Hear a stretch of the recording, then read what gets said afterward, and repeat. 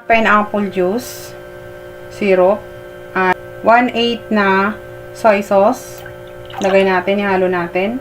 Oyster sauce, 2 kutsara.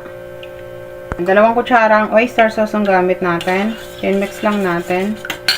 1 teaspoon na paminta powder. Then mix natin.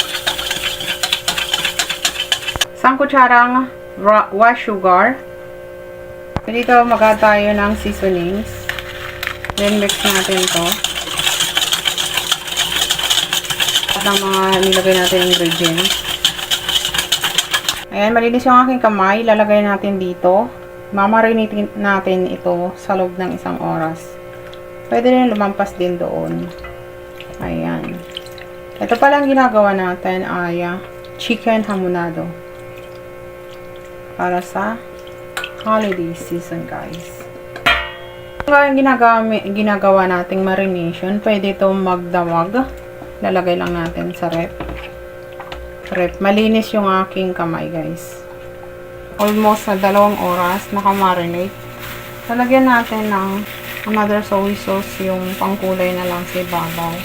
I-bake natin to o i-oven natin ng lalagyan yung ilalim ng sibuyas at saka bawang.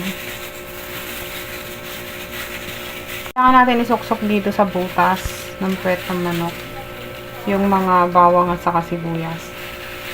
Tapos babalik na rin lang natin ito. Nilagayan ko ng foil yung tray para in case na hindi siya didikit. Yung dito sa ibabaw, lalagyan lang natin ng oyster sauce. Ayan, maging creative tayo sa ating mga food. At hindi natin kailangan pumili sa labas. Tayo ay makakatipid, guys, pag tayo ang gagawa. So, ito ay i-bake lang natin. Ngayon itatali para hindi siya makawala, char. Para hindi siya nagiging, para siyang nakabuka. Atin ngayon itatali ng sinulid bago natin i-bake. Guys, pati yung pakpak, itali din natin siya para hindi siya makalipad, char. Tapos, i-bake natin siya ng 1 oras. Sa preheated oven siya ng 5 minutes. Ibabawan lang muna natin ng foil yung chicken para hindi siya masunog habang niluluto natin. So, i-bake lang natin siya. Ayan. Pag wala naman kayong bake, hindi naman sa kawali, guys. Kasi ako, gusto ko i-bake. Ayan. Kinuberan ko siya ng foil para hindi siya masunog. Tapos, alisin ko na lang mamaya pag naluluto na sa kakuwi siya. Patutos tayo yung ibabaw. Alam natin ng pineapple tipit.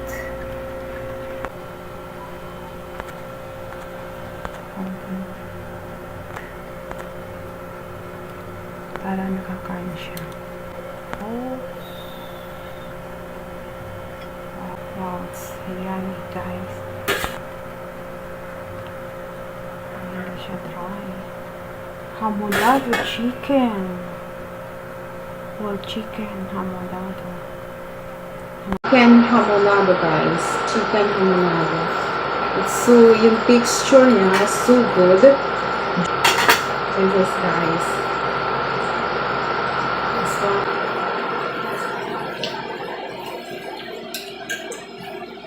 yummy. Wow. Yummy.